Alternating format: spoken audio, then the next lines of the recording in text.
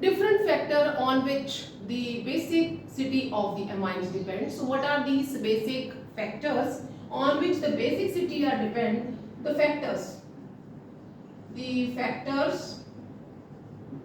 on which the basicity of primary, secondary and tertiary amine depends. The factors on which basicity of amines depend. कौन कौन से factor है? Then first one is solvation or hydration effect. The second one is steric hindrance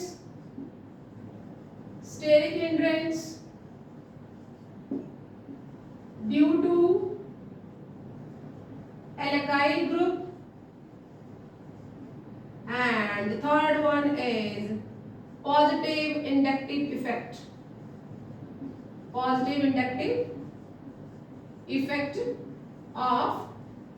alkyl group.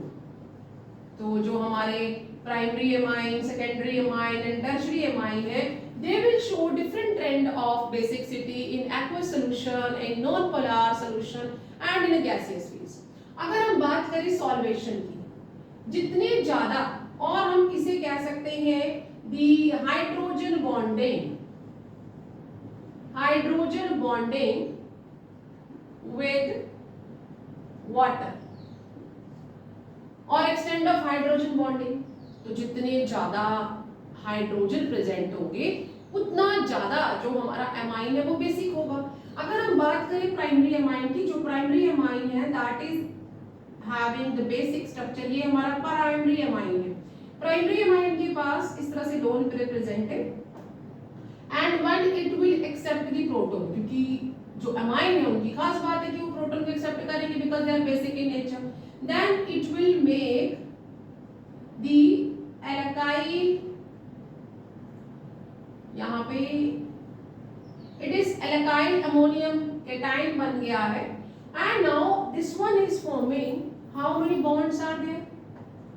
Water के साथ कितने bonds बना रहा है?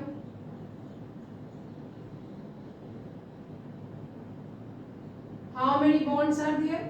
3. तो यहाँ पे कुल मिला के 3 बॉन्ड्स बन रहे हैं. ठीक है.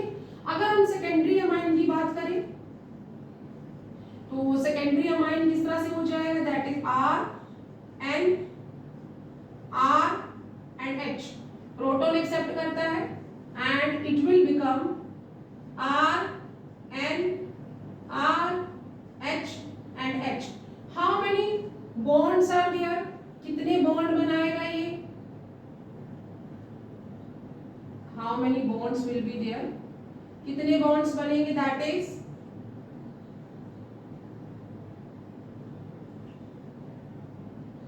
यहाँ पे ये सिर्फ 2 बॉन्ड बना रहा.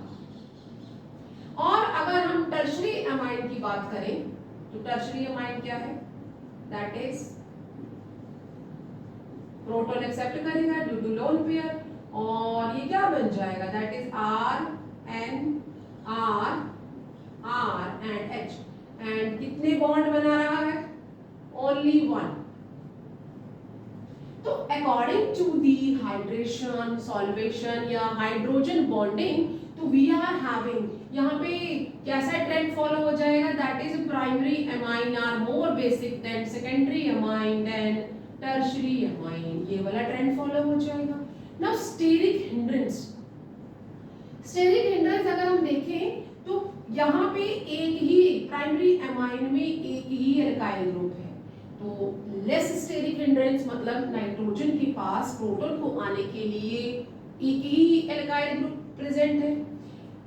सेकेंडरी में हमारे पास 2 प्रेजेंट है एंड टर्शियरी में हमारे पास 3 प्रेजेंट है. अगर हम इसका भी ट्रेंड देखें, स्टेरिक हिंड्रेंस के कारण भी देखें, तो प्राइमरी आर मोर बेसिक, जल्दी से प्रोटॉन देगा, then secondary and then tertiary. ये वाला ट्रेंड फॉलो हो जाएगा. एंड इंडक्टिव इफेक्ट, अगर मैं इंडक्टिव इफेक्ट को देखूं तो इंडक्टिव इफेक्ट में ये क्या हो जाएगा कि जितने एल्काइल ग्रुप हैं एल्काइल ग्रुप है वो उतनी जल्दी नाइट्रोजन को प्रोटॉन लेने के लिए फोर्स करेगा। अकॉर्डिंग टू दैट हमारा जो टर्शरी एमाइन है उसके पास तीन एल्काइल ग्रुप है, मतलब यहाँ पे पॉजिटिव इंडक्टिव इफेक्ट सबसे ज्यादा है। तो यहाँ पे क्या ट्रेंड हो जाएगा, then what the trend we are having here, tertiary amine are more basic than secondary amine than primary amine. तो अगर मैं इन तीनों की बात करूं तो सॉल्वेशन के अकॉर्डिंग प्राइमरी एमाइन हमारा ज्यादा बेसिक है, इंडक्टिव इफेक्ट के हिसाब से टर्शरी एमाइन ज्यादा बेसिक है, लेकिन सेकेंडरी एमाइन को कोई भी फर्क नहीं पड़ता, सेकेंडरी एमाइन को कोई भी फर्क नहीं पड़ता। तो नॉर्मली क्या होता है कि जो जनरल ट्रेंड है इन सॉल्वेशन या इन एक्वस में, जो हमारा सेकेंडरी एमाइन है वो ज्यादा बेसिक है।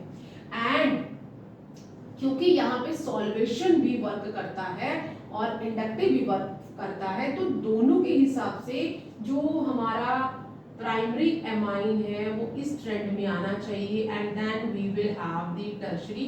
This is for the aqueous solution. But कौन सा एल्काइल ग्रुप, अब एल्काइल ग्रुप सभी में सेम तो नहीं होगा।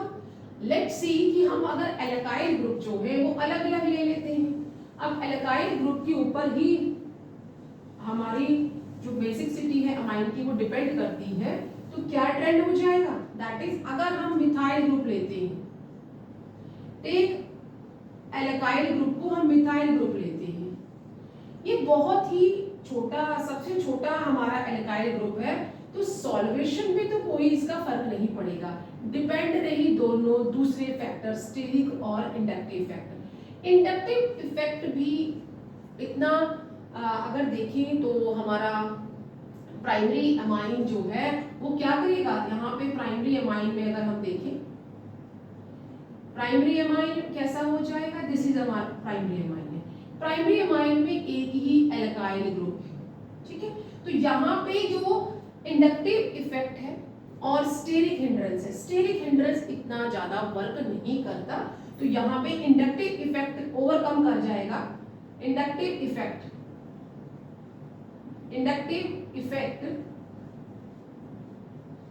predominates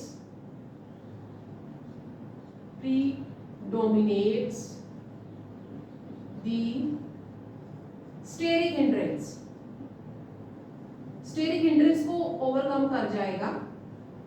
सो प्राइमरी अमाइन जो है हमारा ज्यादा बेसिक होगा एज कंपेयर टू टर्शरी।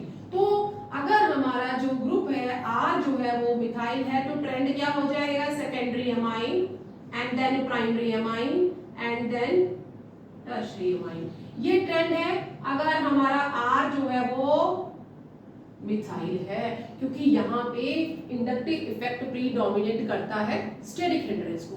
अगर हमारा आर जो है, तो यहाँ हम ट्रेंड लिख लेते हैं, this is for the methyl group. अगर आर हमारा मिथाइल है, अगर अब आर हमारा इथाइल है, if the R is ethyl, solvation में कोई फर्क नहीं पड़ेगा। स्टेरिक हिंड्रेंस और इंडक्टिव इफेक्ट, यहां पे steric hindrance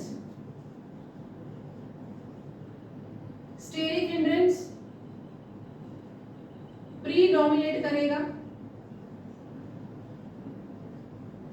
predominates the positive inductive effect। तो यहाँ पे जो ट्रेंड हो जाएगा कि second tertiary amine are more basic as compare to primary, तो यहाँ पे सेकेंडरी अमाइन पे तो कोई फर्क ही नहीं पड़ेगा, वो तो सभी कंडीशन में सेम ही था। तो अगर एल्काइल ग्रुप जो है, अगर एल्काइल जो है वो इथाइल है, तो हमारा ट्रेंड क्या रहेगा, secondary amine are more basic than tertiary amine than primary amine. और अगर हम किसी नॉन पोलर सॉल्यूशन में या फिर गैसियस सॉल्यूशन की बात करें, तो वहां पे ये वाला फैक्टर तो काम ही नहीं करेगा। In gaseous phase, in gaseous solution in gaseous solution या फिर non polar solution like chlorobenzene. Chlorobenzene example ले लेते हैं। सॉल्वेशन इफेक्ट, क्लोरोबेंजीन में सॉल्वेशन इफेक्ट काम नहीं करेगा तो क्या हो जाएगा, then we are having a trend, वहां पे ये नहीं है तो we are having only the steric hindrance and inductive effect. तो इंडक्टिव इफेक्ट सबसे ज्यादा हमारा वहां पे किस में रहेगा, टर्शियरी एमाइन में, and then we are having the secondary amine, then we are having the primary amine. तो यहाँ पे क्या ट्रेंड हो जाएगा, tertiary amine are more basic than secondary amine than the primary amine in gaseous solution. So these are the basic trends of amine according to different alkyl group according to the solution. If the solution is aqueous, then we are having this trend for if the alkyl group is methyl and this trend if the alkyl group is the ethyl.